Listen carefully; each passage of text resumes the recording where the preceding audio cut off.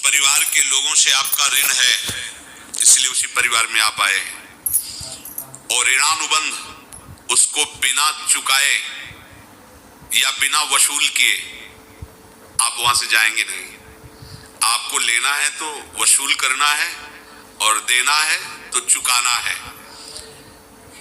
ये पूर्व के जन्मों से निश्चित किया गया है।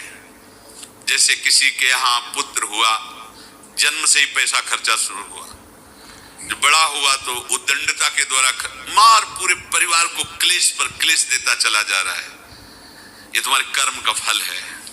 या ऐसे शक्तिहीन बुद्धिहीन ऐसे पागल तुझे जीवन सेवा करो, तुमसे अपना हिसाब चुकाने के लिए वो आया है। अब परिवार के जो सदस्य जुड़े आके, मतलब पत्नी आती ही पूरी हृदय में आनंद, परिवार में आनंद, और जीवन भर वो आनंद ही सुख देने के लिए उसका जन्म हुआ। वो अपना ऋणानुबंध मुक्त, और आते ही भयंकर क्लेश खड़ा कर दिया बीच में दीवार, और झगड़ा वैसा, फिर अगले दिन मारपीट शुरू, कलह अशांति, पूरा जीवन नरक हिसाब करने आई। यहां ऋण चुकाए बिना कोई जा नहीं सकता, ऋण चुकाना पड़ेगा। किसी का ऋण वसूल करना है तो किसी को ऋण चुकाना है, दोनों काम करने होते हैं। अनेक जन्मों में अनेक लोगों के साथ हमने जो बर्ताव किए हैं, अच्छे या बुरे, वो होंगे। अब किसी आदमी को हम जानते नहीं, अचानक मिला, अचानक टक्कर लगा और मार पीट गाली गुप्ता सब कर दिया, चुपचाप सह लो। क्यों? ये आपका हिसाब है, पूर्व का हिसाब। हमारा उससे कोई द्वेष नहीं, कोई संकल्प नहीं। अचानक घटना घटी और हमसे द्वेष करने लगा, हमें पीटने लगा, हमें गालियां दे, ये हिसाब है, चुपचाप सह जाओ। अपने घर का भाई ही भारी दुश्मन बन गया और क्लेश, हिसाब है। एक प्रभुदत्त ब्रह्मचारी जी की वाणी में पढ़ा था, एक महात्मा जी भ्रमण करते थे, तो उस समय असरफियां चलती थी, मोहरे असरफियां, उनको भेंट में देते लोग। तो या तो ठाकुर सेवा में लगे तत्काल, या संत सेवा में तत्काल लगे, उसका संग्रह करके डोलना ये ठीक नहीं है बैरागी के लिए, सिद्धांत में ये ठीक नहीं है। तो जब 2, 4, 6, 8 ऐसे मोहरे हुई, तो उन्होंने विचार किया कि और भ्रमण करके जब काफी मोहरे हो जाएंगी तो प्रयागराज में जब कुंभ पड़ता है, एक बार पूरे सब अखाड़े के संतों को, अलग अलग संप्रदाय सब संतों को बुलाएंगे और सबको खुआएंगे। अब साधु है तो यही विचार करेगा, और क्या विचार करेगा। तो उन्होंने ऐसे डंडा बनवाया, बेंत, जो ऊपर से चूड़ीदार और भीतर पोला, और जहां जहां श्रद्धालु भगत सबके यहाँ जाना और इच्छा रखना कि एक मोहर तो दे दे दक्षिणा में। कामना कोई भी हो वो बांधती ही है, ध्यान रखना। इसीलिए प्रभु जो चाहे वो करे, अपनी चाह नहीं रखनी चाहिए, अपनी चाह प्रभु की चाह में मिला देनी चाहिए।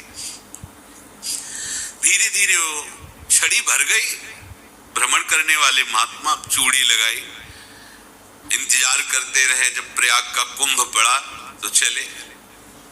तो रास्ते में एक गांव में पूछा जाता है, जैसे कहीं रुको कि कोई श्रद्धालु ऐसा है जो संत सेवी है। तो कुछ लोगों ने बताया, हाँ एक परिवार है, बहुत संत सेवी है, और आपको मिलाते हैं उनसे। आइए महाराज, घर में रुका, खूब अच्छा हलवा पूड़ी पवाया, और जो घर के मालिक थे चरण दबाए। चरण दबाते दबाते उनकी दृष्टि पड़ी उस डंडे पे, इतना मोटा और ऊपर से कुछ चूड़ी सी भी नजर आ रही, इस डंडे में तो कोई रहस्य है ही है। अब महात्मा जी को खवा पिला के सुला दिया। महात्मा जी जब सो गए तो पत्नी से धीरे से कहा, वो डंडा लाओ बाबा जी का। डंडा, वो चूड़ीदार जो ही खोला, पलटाया तो सैकड़ों मोहरे। ऐसे संत रोज पधारे भगवान, तुम आनंद हो जाए फिर क्या। पत्नी से कहा, नाप के कंकड़ लाओ। वो तो महात्मा जी तो खाए खीर पूड़ी, आराम से सो रहे। रात में पूरी प्लानिंग करके उसमें कंकड़ भर के चूड़ी लगाकर सिराने रख दिया, सारी मोहरें हटा ली। महात्मा जी आराम से छड़ी उठाए तो वजन पक्का। वैसे बड़े लोग चतुर होते हैं, पर ये नहीं जानते कि कर्म कितना भयानक होता है। और उनकी कोई संतान नहीं थी, पर धन में इतना प्रेम उनको था। बहुत सावधान रहे। साधु महात्माओं के पास जो अर्थ है, गृहस्थी अगर आता वहीं से है, पर अगर उसको जोर जबरदस्ती या किसी छल कपट से, तो वो उसका विनाश ही करता है। आज तक का प्रमाण है। अब उनको ये भाव पता नहीं होगा, या पता होगा तो लोभ के कारण वो उसको मान नहीं पाए होंगे। महात्मा जी गए प्रयाग में, किसी अखाड़े पर रुके और वहां प्रार्थना की कि कल जो है संपूर्ण अखाड़ों का निमंत्रण किया जाए और सब संतों को भोग पवाया जाए और उनको दक्षिणा भी दी जाए। महंत ने सोचा कि बहुत बड़ा है तो उत्सव है, क्योंकि प्रयाग में कितने हजारों संत महात्मा सब। उनका महाराज बोरों इसमें चीनी और टीनों घी लगेगा, सब व्यवस्था। बोले आप मंगाइए, एक एक हिसाब हम करेंगे, हमारे पास सब व्यवस्था है। बोले कुछ तो पहले दे दो, वो इकट्ठे देंगे हम। उनको था कि अगर हम छड़ी खोला और दो चार मोहरे दी, किसी को पता लग गया तो गड़बड़ हो सकती। बोले हम भंडारे के समय आखिरी में सब कुछ आपको दे देंगे। ठीक है। वो अपने पास से पैसे लगाकर खूब जितना सामग्री सब लाए, लाखों की, और सब संतों को निमंत्रण कर दिया। संत जन निमंत्रित हो गए, भंडारा बन रहा है। तब वहां के महंत है, उनका देखो भंडारा भी बन रहा है, संतों को निमंत्रण। अब आप अर्थ की व्यवस्था कीजिए, क्योंकि इतनी बड़ी हमारी सामर्थ्य नहीं थी जितना हमने किसी तरह हमने व्यवस्था की। अब मुझे अर्थ चाहिए, तभी आगे की व्यवस्था बढ़ेगी। संतों को दक्षिणा देंगे और जिनसे अर्थ लिया उनको दे। देखो रसोई बन गई है सब। उनका छत में विश्वास नहीं, तो अभी चूड़ी खोली। उनको तो था ना कि मोहरे हैं कंकड़, तो जिसे कितना उनको सदमा लगा होगा। हजारों संतों का निमंत्रण, रसोई बन, तो संत हो के छल कपट। तो उनका महाराज आपने तो हमारा नाश कर दिया, जो महंत थे। अब बताओ रसोई बन गई, संत निमंत्रित हो गए, आप ये कंकड़ दिखा रहे हैं हमको। आपने तो हमें बर्बाद कर दिया, हमारी इतनी सामर्थ्य नहीं थी, आप पहले बता देते। संत होकर ऐसा छल कपट।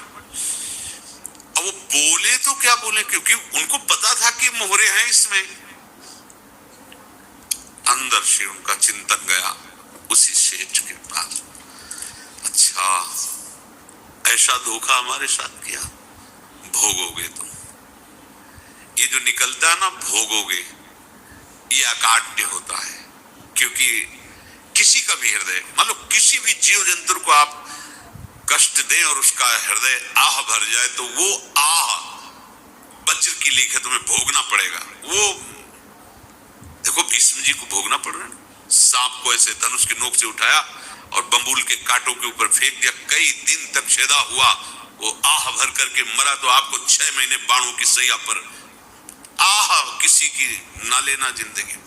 कोई ऐसा कोई आह भर करके कह दिया तुम समर्थ हो, हम तो कुछ कर नहीं सकते, और अंदर से दुखी, फिर तुम्हारी सामर्थ्य काम नहीं करेगी, मिट्टी में मिला देगी। फिर ये तो संत थे, और भगवत आराधना के लिए, संत आराधना के लिए ही ऐसा किए हुए थे। अब इनका कैसे मुंह दिखाएं, अब क्या करें। सुबह संत जन आएंगे, सबके बीच में हमारी कि देखो इन्होंने, अब क्या करें। गए और संगम में जाके छलांग लगाई, अपने प्राण त्याग दिए। अब उनके तो पास मोहरे थी और व्यापार बढ़ा,